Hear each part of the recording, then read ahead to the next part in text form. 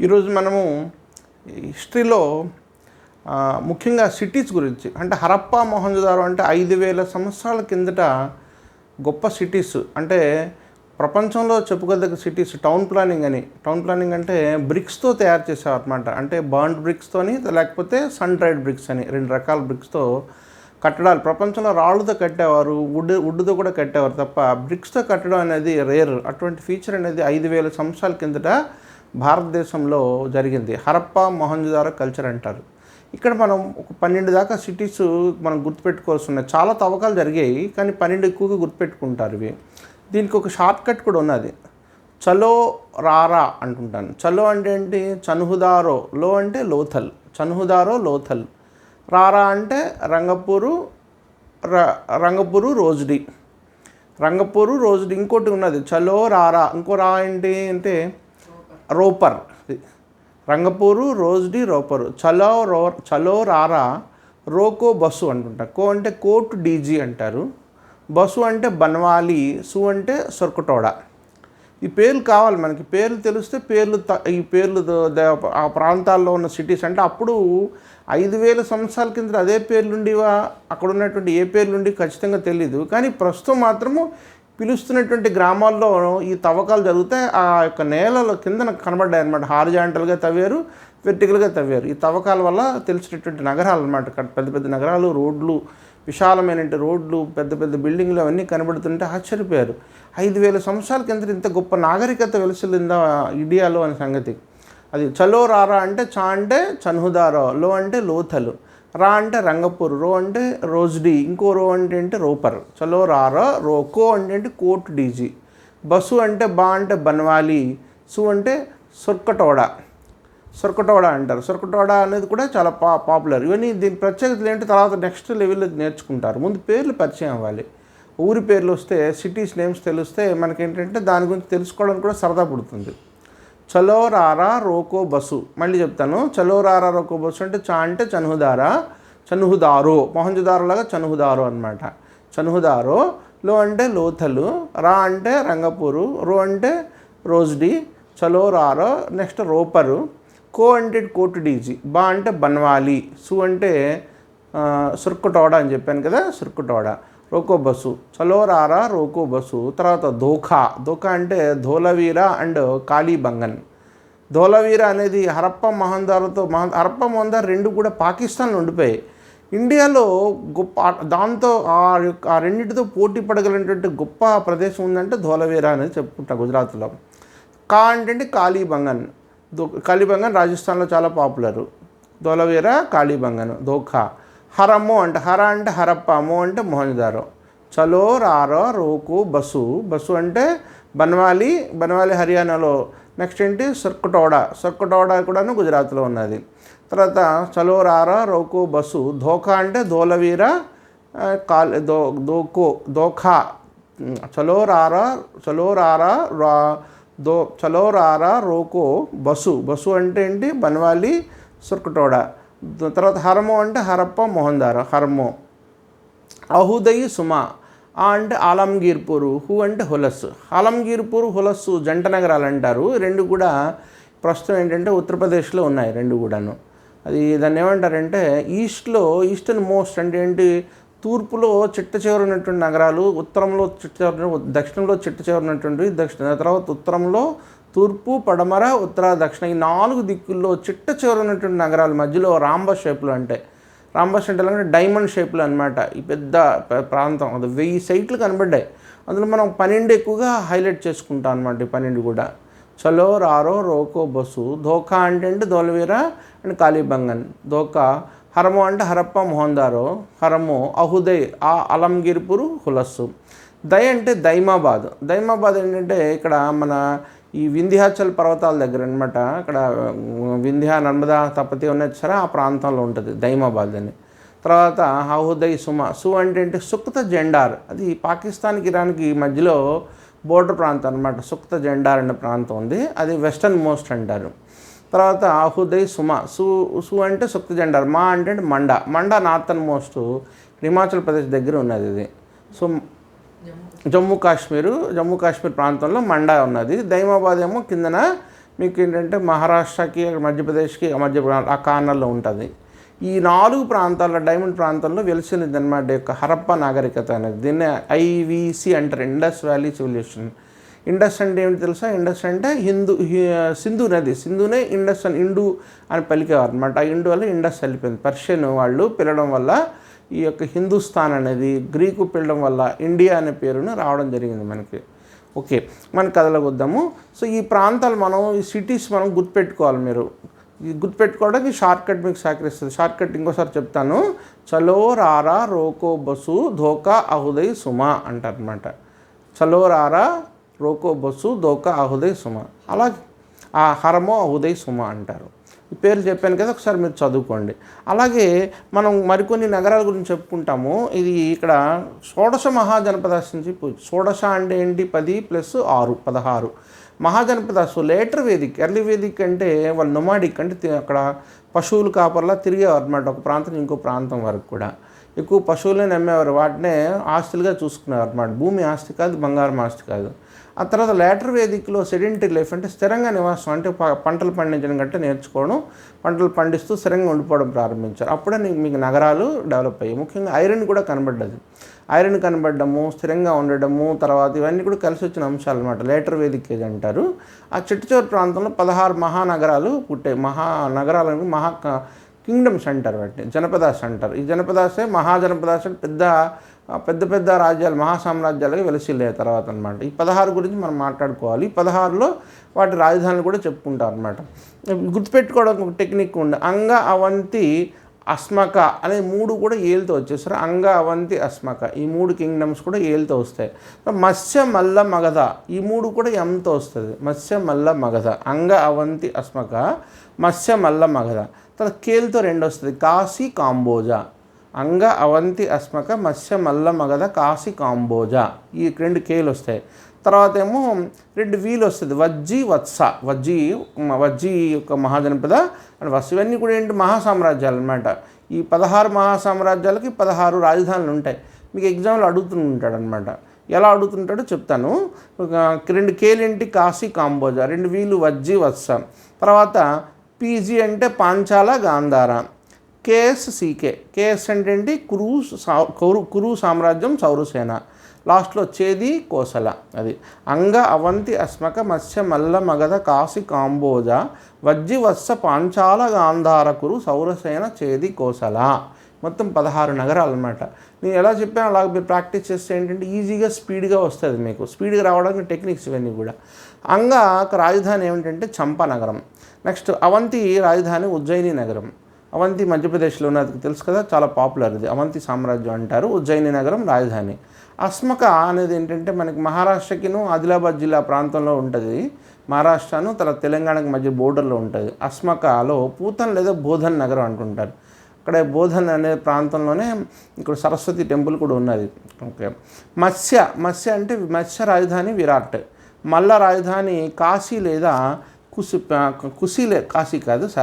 కుసి లేదా పవపురి అంటుంటారు, పవ అంటుంటారు. నెక్స్ట్ మగధ సామ్రాజ్యానికి మొట్టమొదటి రాజధాని రాజగృహ ఉండేది, తర్వాత పాటలీపుత్ర వచ్చింది. సో ముందు రాజగృహ ఉండేదాన్ని గుర్తిస్తారు అన్నమాట షోడశ మహాజనపదాలు. ఇంకా పాటలీపుత్ర రాలేదు.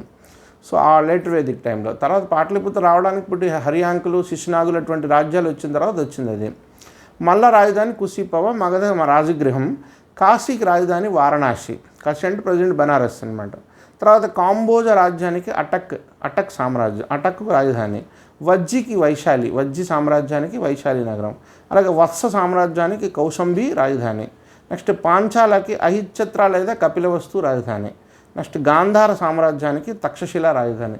తక్షశిల యూనివర్సిటీ అంటుంటారు చూసారా, ఆ తక్షశిల గాంధార అంటే ప్రజెంట్ కాందహార్, కాబూల్ కాందహార్ అంటారు ఆఫ్ఘనిస్తాన్లో. కాందహారే గాంధార అయింది. గాంధారి ధృతరాష్ట్రుడి భార్య నుంచి వచ్చింది అనమాట పేరు. అలాగా గాంధార తక్షశిల రాజధాని.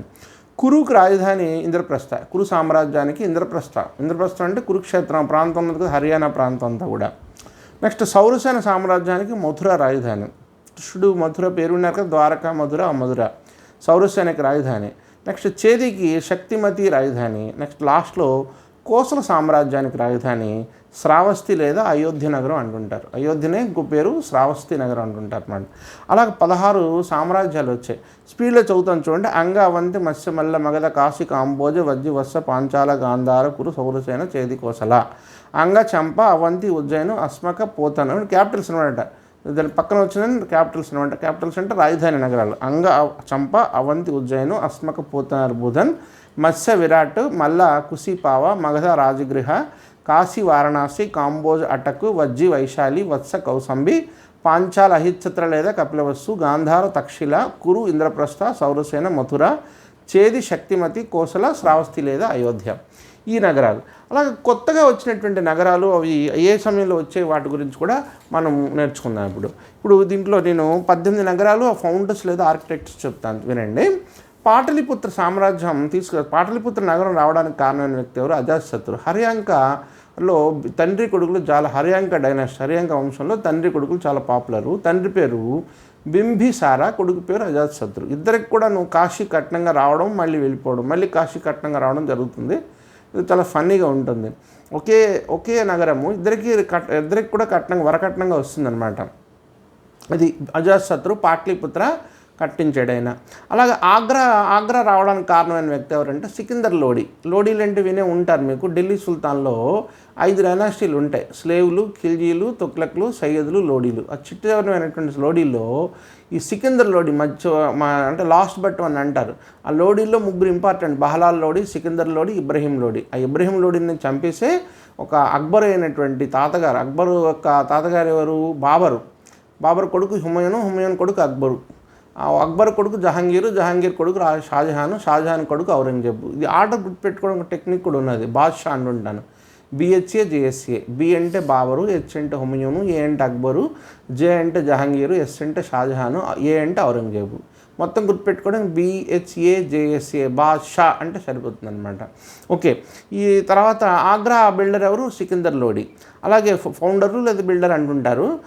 నాకు ఆర్కిటెక్ట్ అంటే ప్రత్యేకంగా హైలైట్ అవుతుంటాడు. ఆర్కిటెక్ట్ అవడానికంటే ప్రత్యేకమైనటువంటి లక్షణాలు ఉండాలి. ఎందుకంటే గాలి, వెలుతురు, ఎండ, నీరు ఇటువంటివన్నీ రావాలి కదా, అందుకోసం ఆర్కిటెక్ట్ ప్రత్యేకం. ఫౌండర్ అంటే డబ్బు ఖర్చు పెట్టవచ్చు, లేకపోతే ప్లాన్ ఇవ్వచ్చు అంతే. ఆ ప్లాన్ డీటెయిల్డ్గా ఇచ్చి ఇది ఎలాగ ఉంటే బాగుంటుంది చక్కగా ఇచ్చినట్టు ఆర్కిటెక్ట్ అంటుంటారు. అలాంటి వాళ్ళు కూడా పేర్లు వస్తుంటాయి మనకు. చూడండి, ఢిల్లీకి తోమర్. ఢిల్లీ వేరు, న్యూఢిల్లీ వేరు. 7 ఢిల్లీలు కలిపితే ప్రజెంట్ ఉన్నటువంటి పెద్ద ఢిల్లీ సామ్రాజ్యం అనమాట. అందులో న్యూఢిల్లీ అనేది లేటెస్ట్గా వచ్చింది. అది న్యూఢిల్లీ ఎందుకోసం అంటే అక్కడ రాష్ట్రపతి భవనం, పార్లమెంట్ భవనాన్ని కట్టించడానికి న్యూఢిల్లీ డెవలప్ చేశారు. ఓకే, అది కొండ ప్రాంతం అదంతా కూడా. ఓకే, ఢిల్లీకి తోమర్ రాజులు అంటారు, తోమర్ రాజా. నెక్స్ట్ జౌన్పూర్ అనే ప్రాంతం ఉన్నది. జౌన్పూర్లో ఫిరోజ్ షా తుగ్లక్. అలాగే ఆజ్మీర్కి అజయ్ రాజా సింగ్ చౌహాన్ అంటారు ఆజ్మీర్కి. నెక్స్ట్ భోపాల్ ఫౌండర్ ఏమంటే దోస్త్ మహమ్మద్ ఖాన్. నెక్స్ట్ హైదరాబాద్కి మహమ్మద్ కులీ కుతుబ్ షా. నెక్స్ట్ అమృత్సర్కి గురు రామ్దాస్. అమృత్సర్ అనే ప్రాంతం దానం చేస్తాడన్నమాట, డొనేట్ చేస్తాడు. ఎవరు? సామ్రాట్ అక్బరు దానం చేస్తాడు. ఎవరికి? ఒక రామ్దాస్ అనేటువంటి.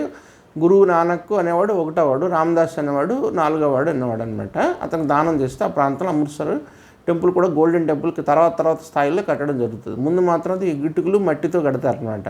అది అమృత్సర్ అనేది గురు రామ్దాస్. నెక్స్ట్ నాగపూర్ రావడానికి కారణం భక్త్ బులంద్ షా అంటారు. ఇతను గోండులు రాజు అనమాట. ఆయనకి ఔరంగజేబ్ బలవంతంగా ముస్లింలో కన్వర్ట్ చేస్తారు. అతనికి షా అని పేరు వచ్చింది చివరిలో. భక్త్ బులంద్ షా అతను నాగ్పూర్ ఫౌండర్. నాగ్పూర్ తెలుసు కదా మీకు. నాగ్పూర్లో ఆర్ఎస్ఎస్ హెడ్ క్వార్టర్స్ వినే ఉంటారు. నాగ్పూర్ మహారాష్ట్ర. అక్కడ ఆరెంజ్ ఫ్రూట్స్ ఫేమస్ అది.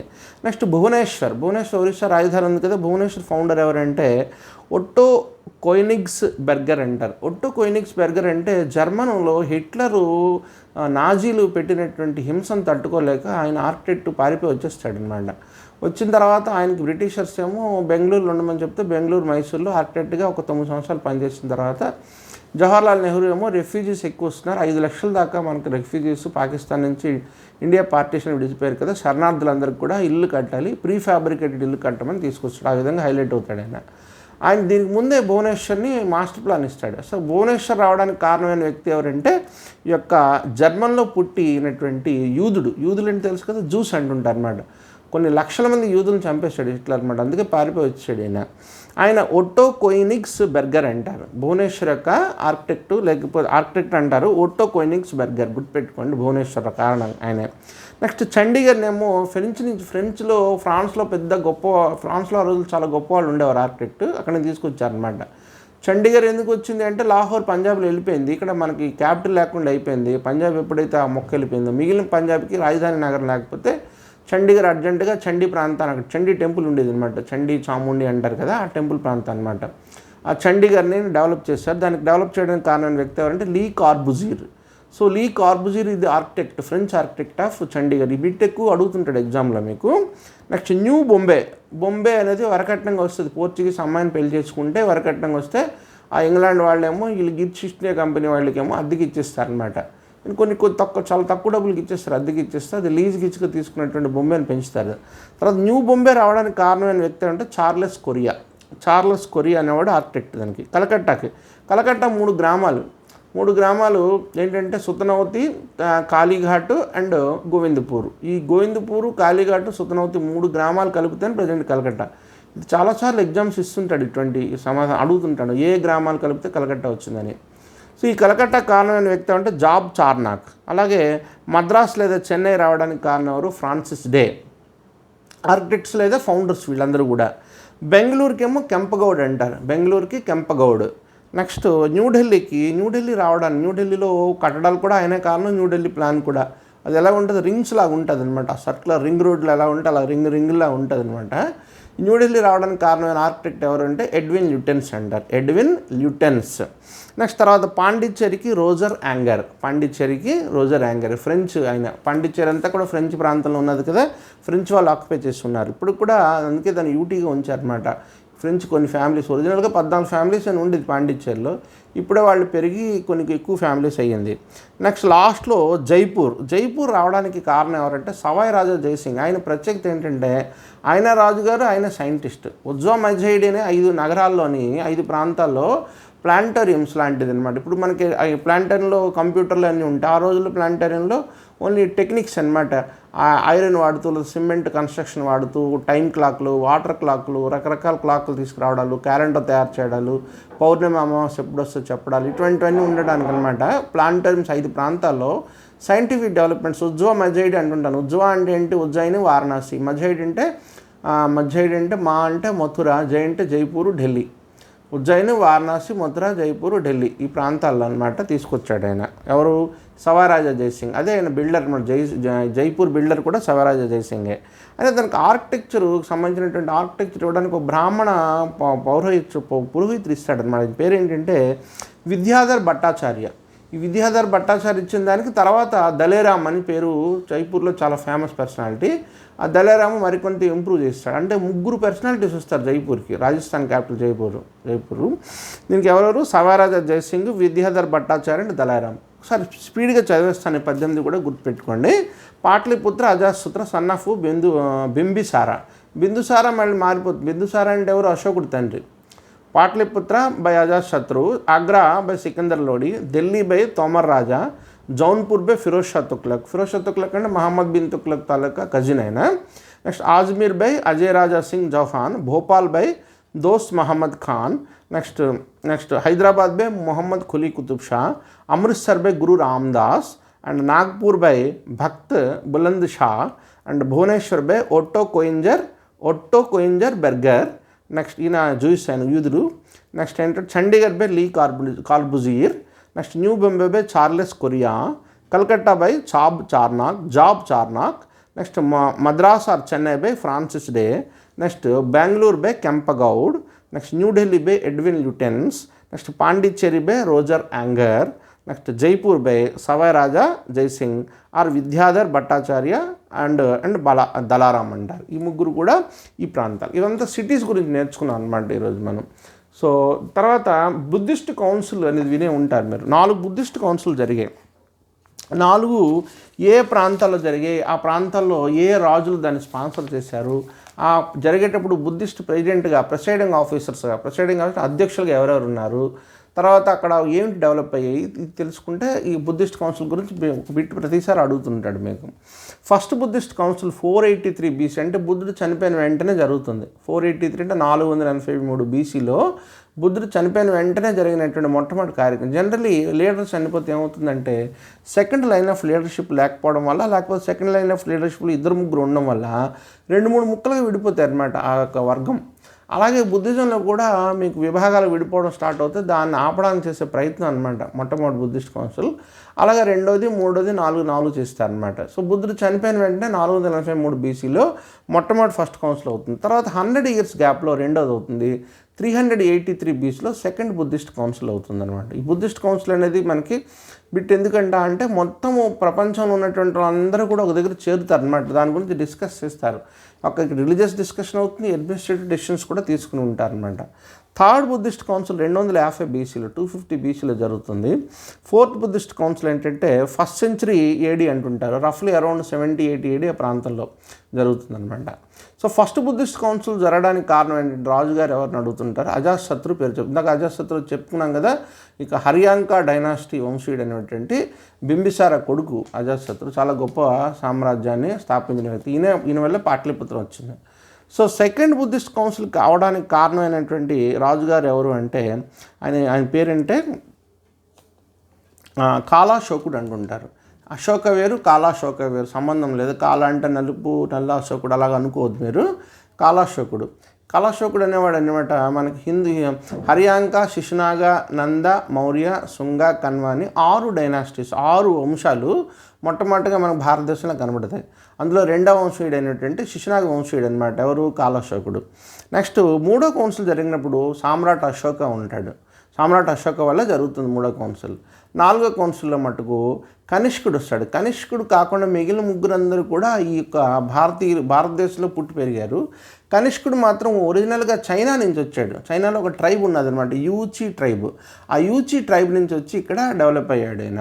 ఈ యొక్క కాశ్మీర్ ప్రాంతం అంతా కూడా ఆయన వల్లే మీకు ఇక్కడ మంచు ప్రాంతంలో వాడినటువంటి చేతులకు వేసుకున్న గ్లౌస్, లేకపోతే కాళ్ళకు వేసుకున్నట్టు గమ్ బూట్స్, ఇటువంటివన్నీ ఆయన వల్లే వచ్చాయన్నమాట కనిష్కుడు వల్ల. కనిష్కుడు చైనా వాడిని అంటారనమాట. చైనా ట్రైబ్ అయిన ట్రైబల్ పర్సనాలిటీ.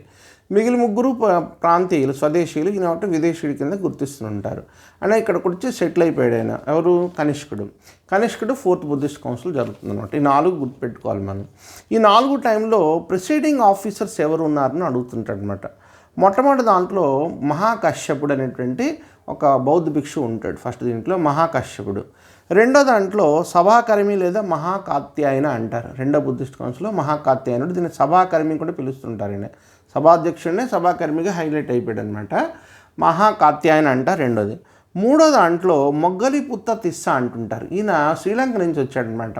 కొంతమంది ఈయన తమ్ముడే అక్కడికి వెళ్ళి అంటే అన్నదమ్ములందరినీ చంపేస్తాడు సామ్రాట్ అశోక అనమాట. కుటుంబంలో గొడవలు జరుగుతాయి. మొట్టమొదటికి తర్వాత కళింగ యుద్ధం తర్వాత పూర్తిగా మనిషి మారిపోతాడు. పూర్తిగా శాంతి కాముకుడు అవుతాడు. ఆ తమ్ముడే అక్కడికి వెళ్ళిపోయి ఆ ప్రాంతంలో పెరిగి పెద్దవాడే వచ్చాడని కొంతమంది అంటుంటారు. అతన్నే మొగలిపుత్త తిస్స అంటుంటారు.